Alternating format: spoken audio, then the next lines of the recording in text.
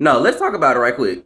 Let me tell you a story about the greatest character I've ever seen on TV.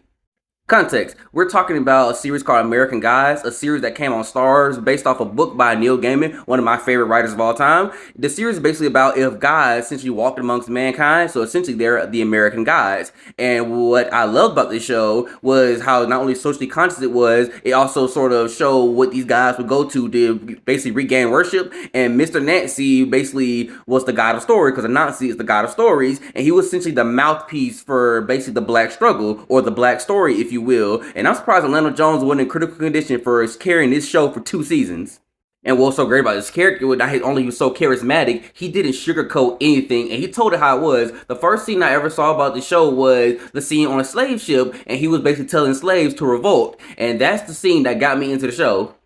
Funny thing, because Leonard Jones also wrote for the show, and that explains why it was so socially conscious. But also, what caused the issue behind the scenes is that he had a quote, or let's say a catchphrase, was basically "anger is good, anger gets shit done," and apparently that was just so controversial.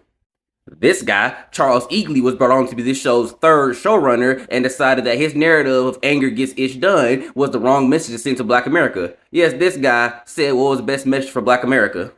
Lando Jones was understandably upset, and he got on social media to basically tell the fans that I will not be returning for the next season because of what happened behind the scenes. And, he basically did that because so many fans messaged him saying, oh, they can't wait to see Mr. Nancy again. And he just told them, guys, I won't be coming back. And if you ever seen this video right here, he will go into detail about what happened behind the scenes and everything.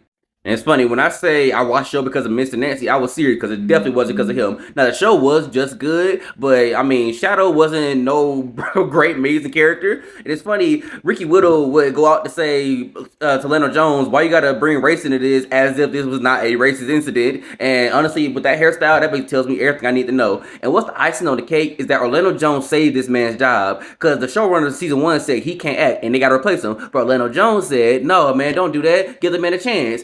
Huh, ironic, ain't it?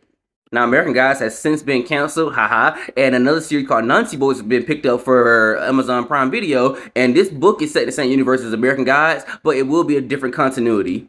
And since it's a new continuity, unfortunately, Mr. Nancy was betrayed by Delroy Lindo, great character, but I'm always going to be attached to what Orlando Jones brought to the role.